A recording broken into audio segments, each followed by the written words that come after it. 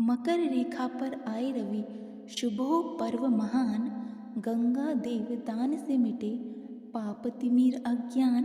अर्थात सूर्य जब मकर रेखा यानी कि मकर संक्रांति में प्रवेश करते हैं तब यह शुभ पर्व अत्यंत ही पवित्र और महान माना जाता है। गंगा में स्नान, देवताओं की पूजा और दान करने से हमारे पाप, अज्ञान और अंधकार दूर हो जाते हैं। ये पर्व आध्यात्मिक शुद्धि और ज्ञान का संदेश देता है। जय श्री राधे कृष्ण। आप सभी का स्वागत है हमारे चैनल पर और आप सभी को मकर संक्रांति की ढेरों ढेरों शुभकामनाएं। मकर संक्रांति पर सूर्य देव उत्तरायण होते हैं जो कि शुभ कार्यों का प्रारंभ माना जाता है। यह समय ऊर्जा, प्रकाश और सकारात्मकता का प्रतीक है। इस दिन विशेष रूप से दान, जिसमें अन्न, तिल, गुड़ और वस्त्र दान अत्यंत पुण्यकारी माना जाता है। स्नान और पवित्र नदियों में डुबकी लगाना आत्मा की शुद्धि का प्रतीक माना जाता है। तो वहीं इसी दिन सुनी जाने वाली कथाओं का श्रवण करके भी जन्म जन्मांतर के पापों से मुक्ति पाई जा सकती है। तो आइए आज आपको हम सुनाते हैं मकर संक्रांति पर्व के दिन सुनी जाने वाली कुछ प्रमुख कथाएं। कथाओं को बीच में अधूरा मत छोड़िएगा। सबसे पहले सुनिए धर्मराज की कहानी।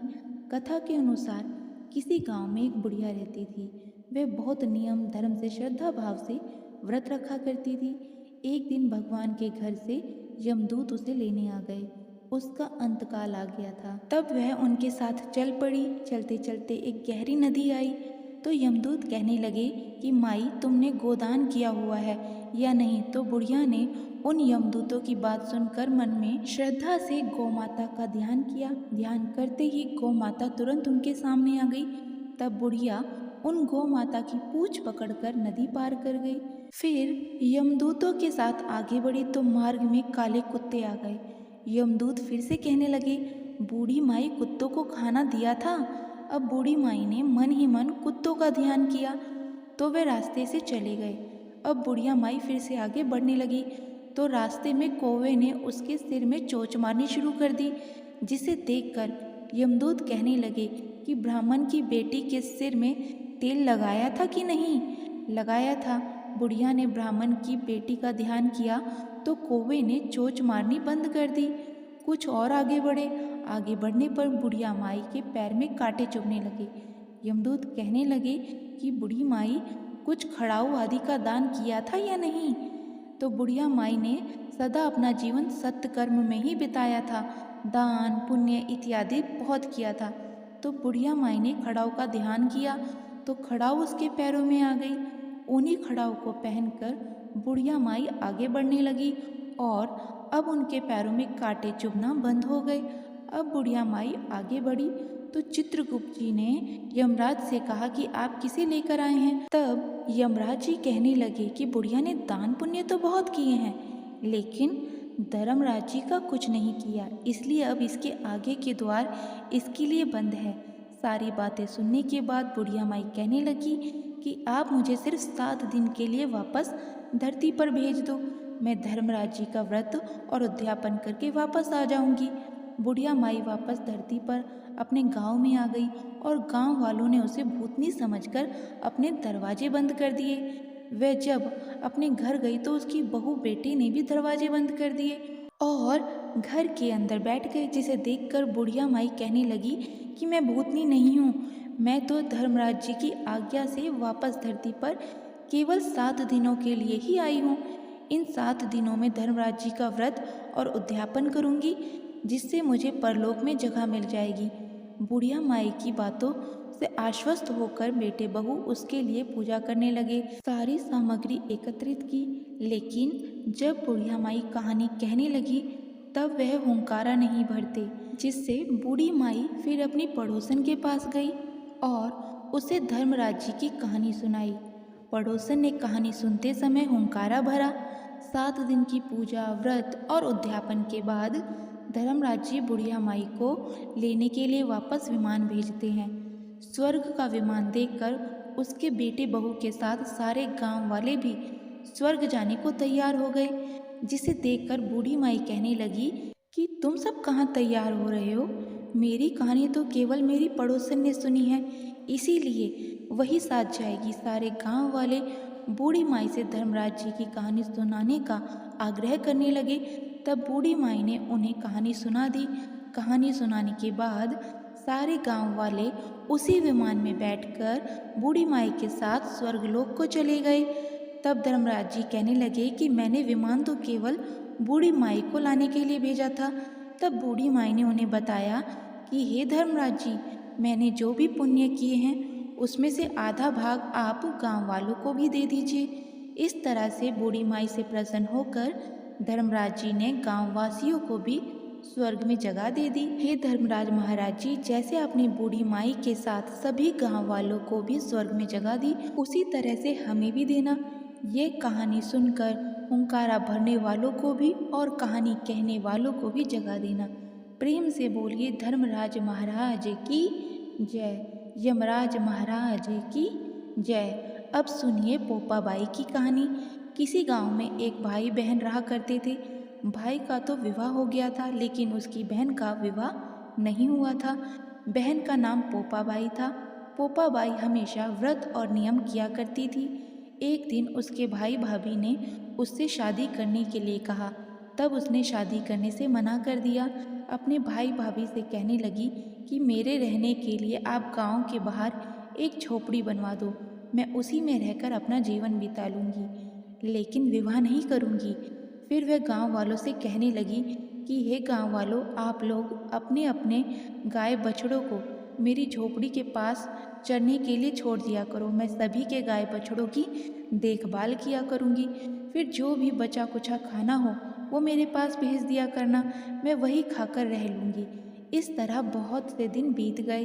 एक दिन उस देश का राजा शिकार खेलने के लिए जंगल को जा रहा था कि उसकी नज़र गांव के बाहर बने पोपाबाई की झोपड़ी पर जा पड़ी। राजा झोपड़ी के पास जाकर आवाज़ लगाने लगा, यहाँ कौन रहता है?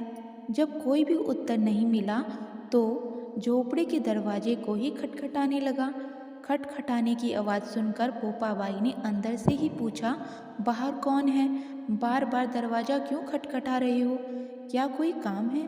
तब राजा ने बाहर से उत्तर दिया, मैं इस देश का राजा हूँ, मैं तुम्हारे साथ विवाह करना चाहता हूँ।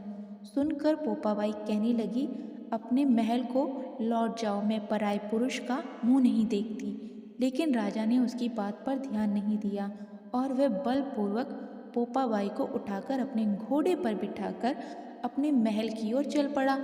पोपाबाई ने राजा को श्राप दे दिया, हे राजा, जा, तेरा राजपाट सब नष्ट हो जाएगा। महल में पहुंचकर राजा ने अपनी रानियों से सारी बात बताई। सारी बातें सुनकर रानियों ने राजा से अनुरोध किया कि पोपाबाई को सही सलामत उसकी झोपड़ी में छोड़ आए। फिर रानियों के कहे अनुसार राजा पोपाबाई को उसकी झोपड़ी में छोड़ने के लिए चल पड़ा। रास्ते में पाप की नदी आई जिसमें राजा डूब गया। पोपाबाई मृत्यु के बाद धर्मराज जी के दरबार में पहुंची। वहाँ धर्मराज जी ने उसे स्वर्ग का राज दिया। किसी गांव के एक सेठ सेठानी की मृत्यु हुई। जब वे दोनों भी मृत्यु लोक से स्वर्ग लोक को आए, लेकिन स्वर्ग का दरवाजा बंद पड़ा था। उन दोनों ने धर्मराज जी से स्वर्ग का द्वार खोलने के लिए विनती की। तब धर्मराज जी कहने लगे कि इस द्वार पर तो पोपाबाई का राज है। सेठ सेठानी कहने लगे, हम पोपाबाई को नहीं जानते। तब धर्मराज जी ने कहा कि मैं तुम दोनों को 7 दिन के लिए मृत्यु लोक में अर्थात धरती लोक में वापस भेजता हूँ। वहाँ जाकर 8 खोपड़ा से राई भरकर 5 कपड़ा ऊपर रखकर कहानी सुनना और उद्यापन करना और इस प्रकार कहना, राज है पोपाबाई का, लेखा लेगी राई राई का। बोलो पोपाबाई की जय। अब सुनिए पाल पथवारी माता की कहानी। एक बार पाल माता, पथवारी माता और विनायक जी में खुद को बड़ा बताने की बात को लेकर बहस हो गई। तीनों ही अपने आप को एक दूसरे से बड़ा साबित करने में लगे हुए थे। उनका विवाद बढ़ गया। तभी वहाँ से एक ब्राह्मण का लड़का गुजरा। तीनों ने उसे रोक लिया और कहने लगे कि लड़के बताओ, हम तीनों में से कौन बड़ा है? लड़का कहने लगा, अभी तो मैं किसी जरूरी काम से जा रहा हूँ, कल आकर आपको इस बारे में बताऊंगा। लड़के ने अपने घर में आकर सारी बात अपनी माँ को बताई। माँ ने अपने बेटे को सिखा दिया कि बेटा तुम किसी को भी बड़ा या छोटा मत बताना। अगले दिन लड़का पाल पटवारी और विनायक जी के पास पहुंचा और कहने लगा, पाल माता, आप तो हर व्यक्ति से बड़ी हो।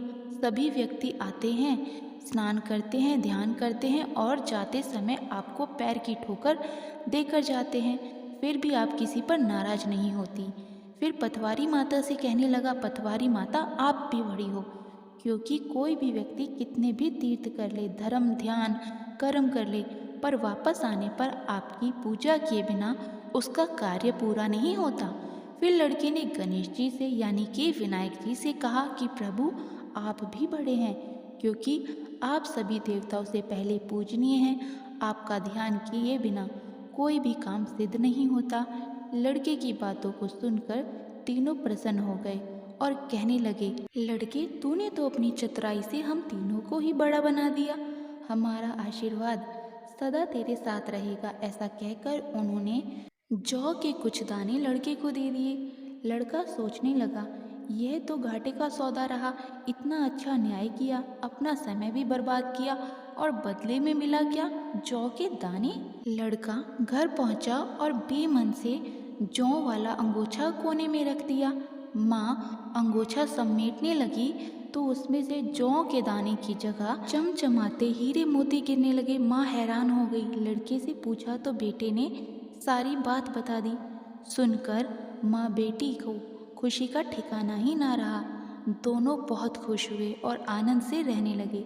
हे भगवान, पाल पटवारी माता विनायक जी महाराज ने जिस प्रकार ब्राह्मण के लड़के को आशीर्वाद दिया, ऐसा आशीर्वाद इस कथा को कहने, सुनने और हुंकारा भरने वाले सभी भक्तों को देना। पटवारी माता की एक और अन्य प्रचलित कथा है। इस कहानी के अनुसार एक बार पटवा माता पाल पर बैठी थी।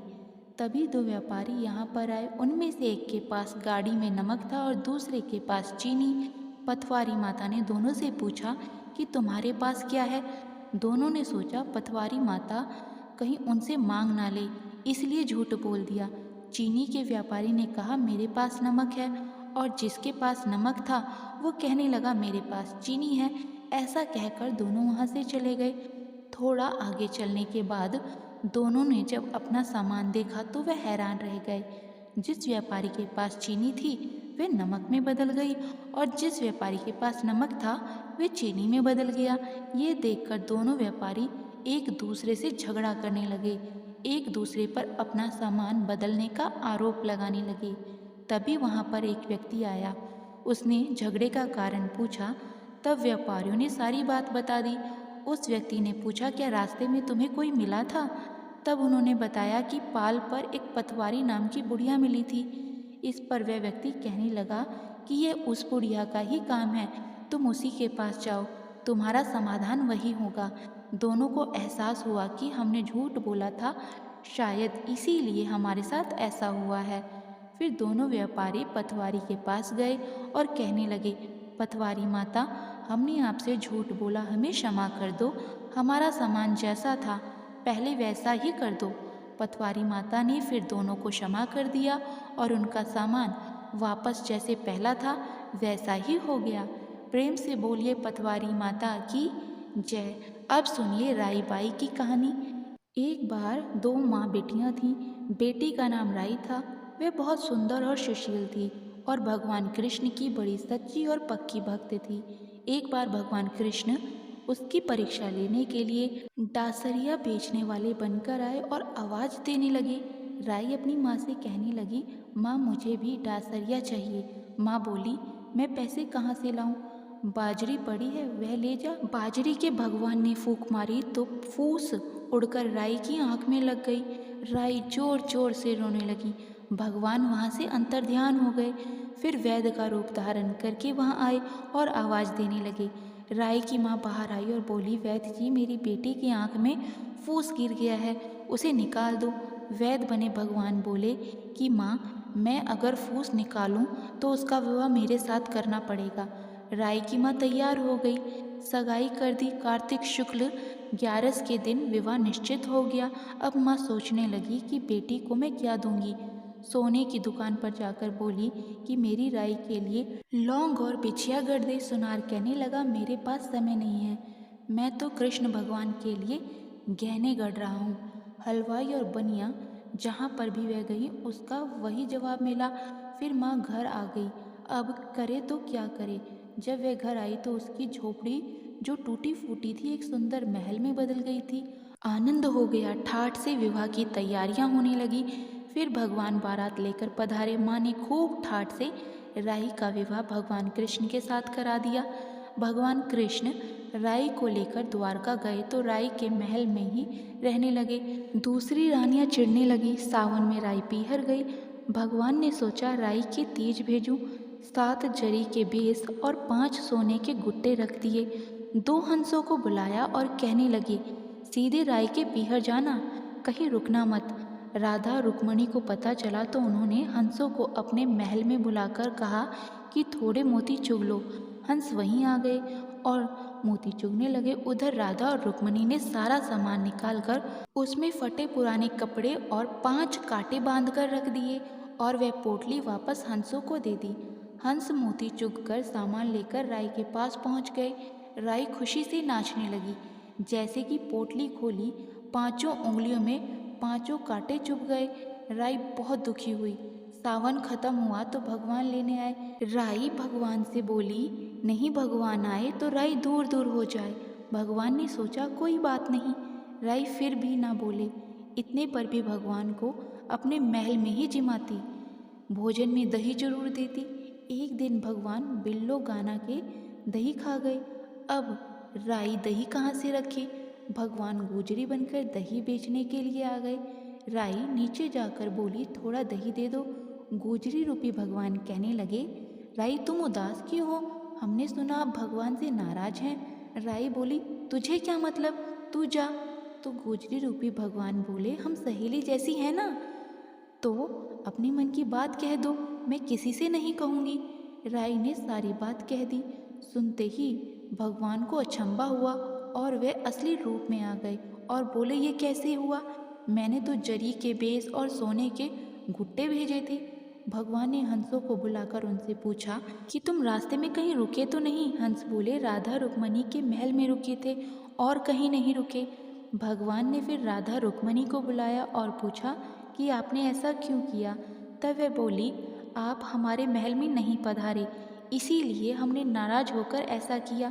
भगवान बोले, आप हमको प्रेम से बुलाते तो हम जरूर आते। फिर भगवान बोले कि कार्तिक का महीना राई को दूंगा, 5 दिन पचतित्या राधा रुक्मन को और 11 सत्यभामा को दूंगा। भगवान ने सबको मान दिया।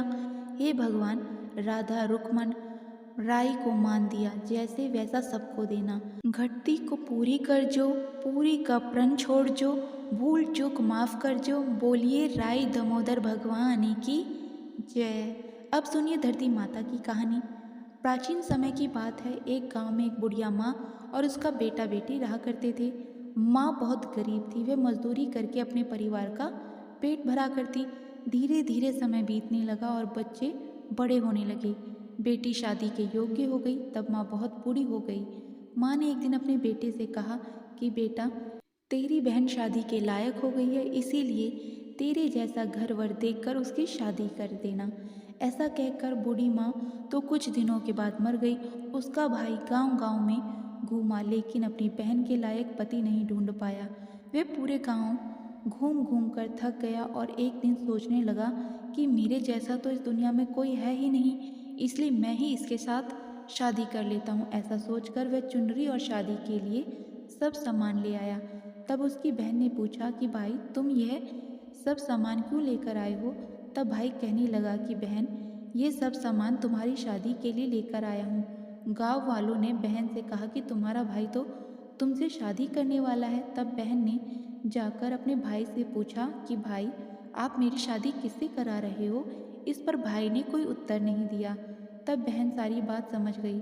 उसने एक लोटे में जल लिया, चुनरी ली, चप्पल पहनकर वह जंगल की तरफ चली गई। जंगल में गाय चराने वाले ग्वालों ने उससे पूछा कि कहाँ जा रही हो।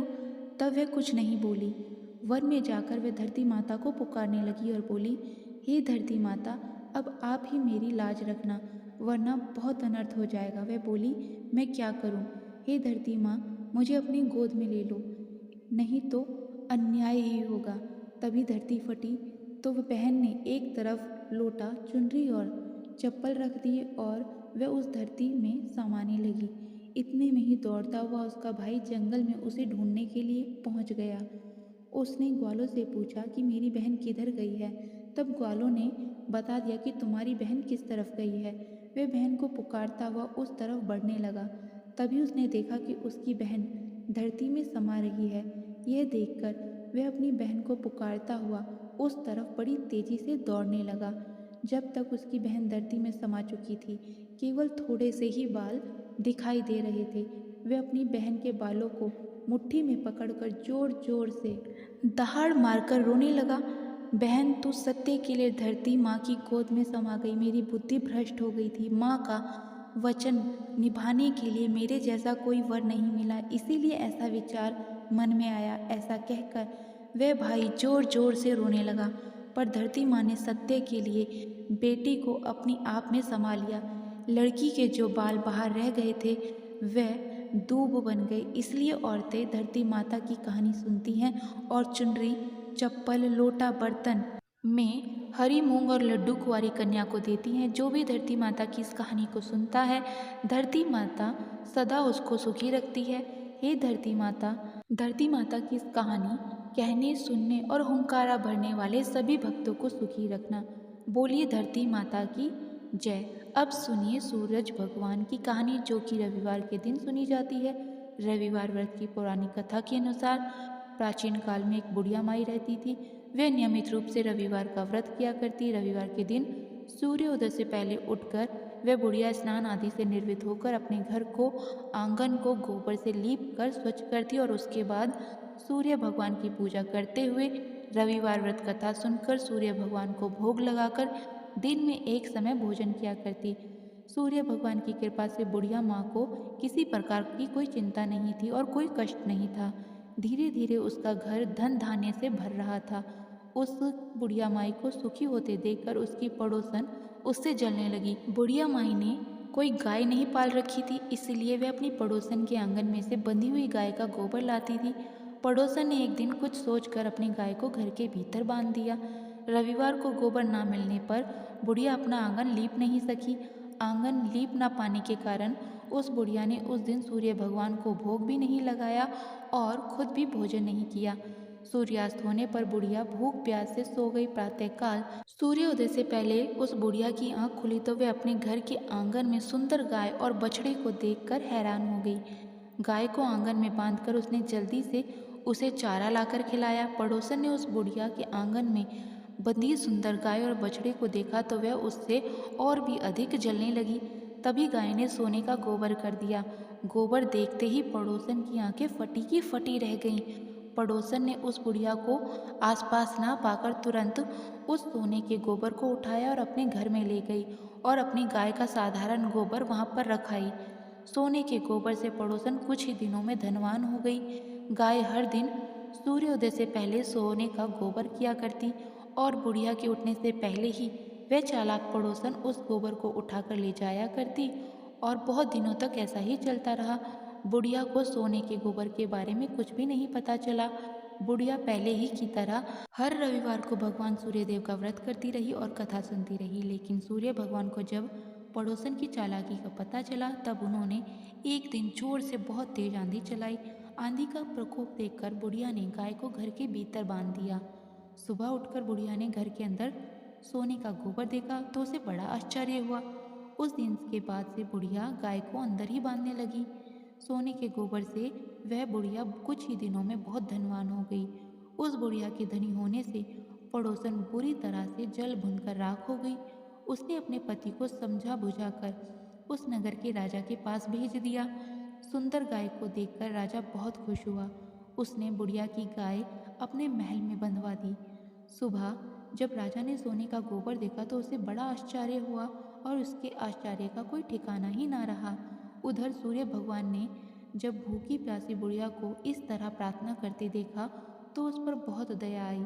उसी रात सूर्य भगवान ने राजा को स्वप्न में कहा, राजन, बुढ़िया की गाय और बछड़ा तुरंत लौटा दो, नहीं तो तुम पर विपत्तियों का पहाड़ टूट पड़ेगा, तुम्हारा ये महल नष्ट हो जाएगा। सूर्य भगवान के स्वप्न से बुरी तरह डरकर राजा ने प्रातःकाल उठते ही गाय और बछड़ा बुढ़िया को लौटा दिए और राजा ने बहुत सा धन देकर बुढ़िया से अपनी गलती के लिए क्षमा मांगी। राजा ने पड़ोसन और उसके पति को उनकी इस दुष्टता के लिए दंड दिया। फिर राजा ने पूरे राज्य में घोषणा करवाई कि सभी स्त्री पुरुष रविवार का व्रत किया करें। रविवार का व्रत करने से सभी लोगों का घर धन धान्य से भर गए। राज में चारों ओर खुशहाली छा गई। स्त्री पुरुष सुखी जीवन बिताने लगे और सभी लोगों के शारीरिक कष्ट भी दूर हो गए।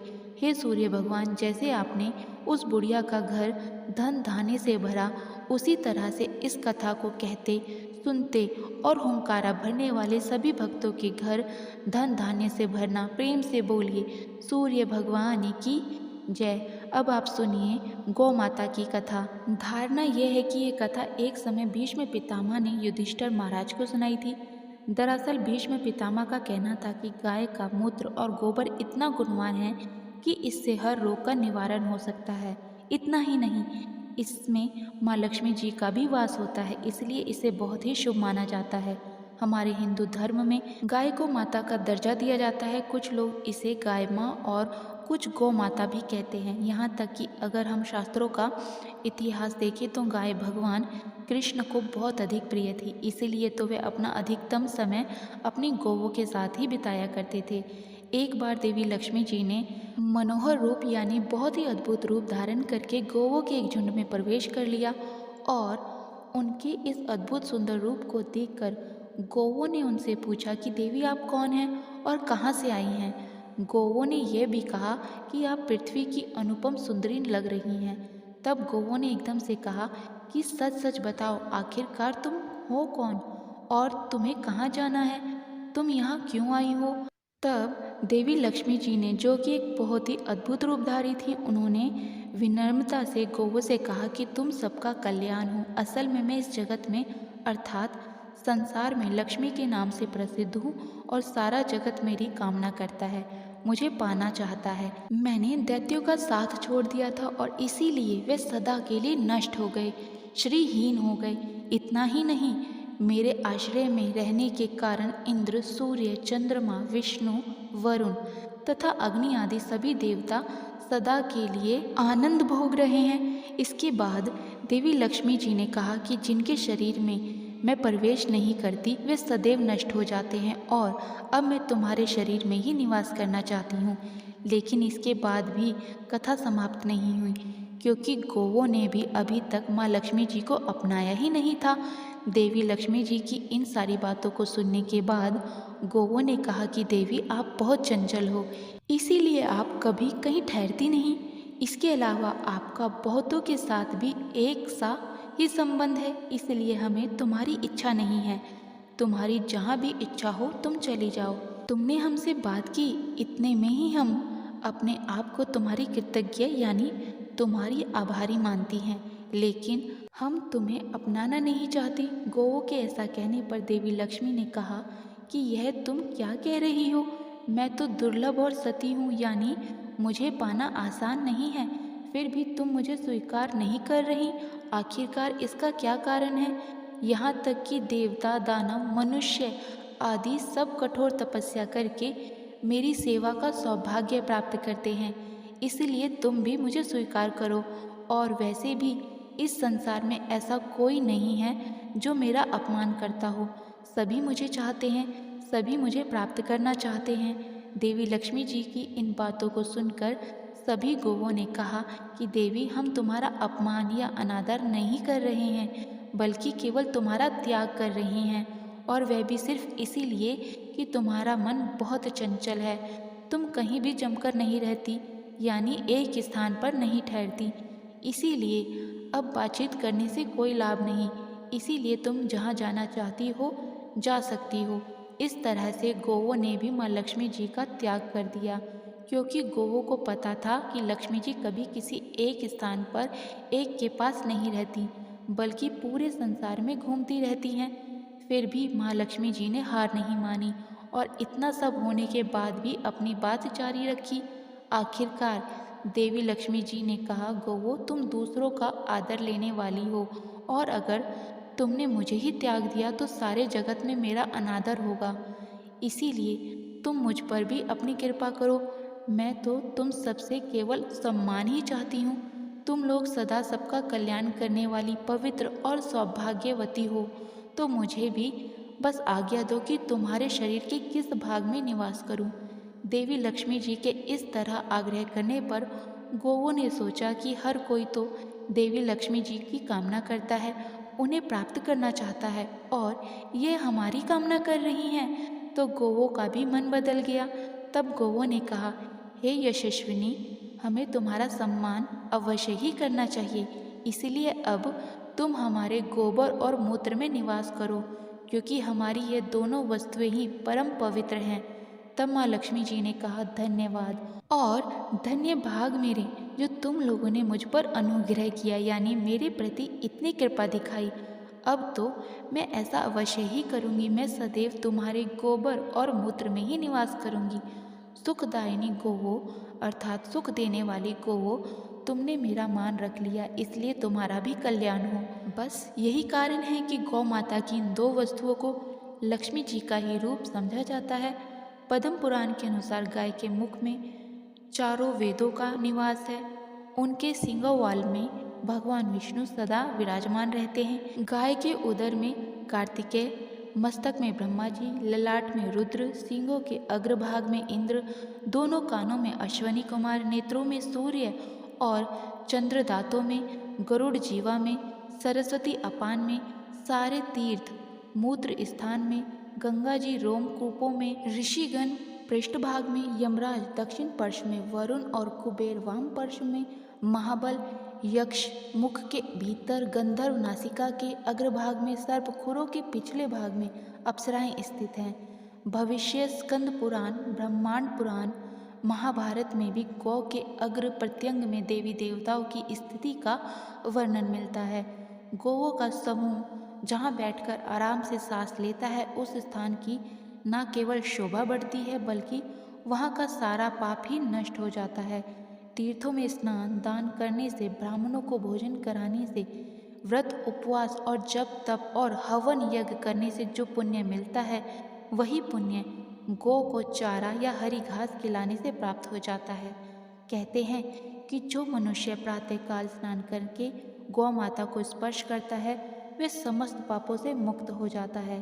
संसार के सबसे प्राचीन ग्रंथ वेद हैं, और वेदों में भी गाय की महत्ता और उसके अंग प्रत्यंग में दिव्य शक्तियों होने का वर्णन मिलता है। गाय के गोबर में लक्ष्मी, गोमूत्र में भवानी, चरणों के अग्रभाग में आकाश, चारी देवता, रंभा की आवाज में प्रजापति और धन में समृद्ध प्रतिष्ठित माने गए हैं। मान्यता है कि गौ के पैरों में लगी हुई मिट्टी का तिलक करने से तीर्थ स्थान का पुण्य प्राप्त होता है, यानी सनातन धर्म में गौ को दूध देने वाला निरा पशु न मानकर सदा से ही उसे देवी देवताओं के प्रतिनिधि माना गया है। इसीलिए गाय को गौ माता कहते हैं। किसी भी शुभ अवसर पर गौ माता की इस कहानी को सुनने से हजारों तीर्थों में स्नान करने का और जीवन भर किए गए समस्त पुण्य कर्मों का पुण्य एक ही क्षण में प्राप्त हो जाता है। यह थी गौ माता की कहानी। प्रेम से बोलिए गौ माता की जय।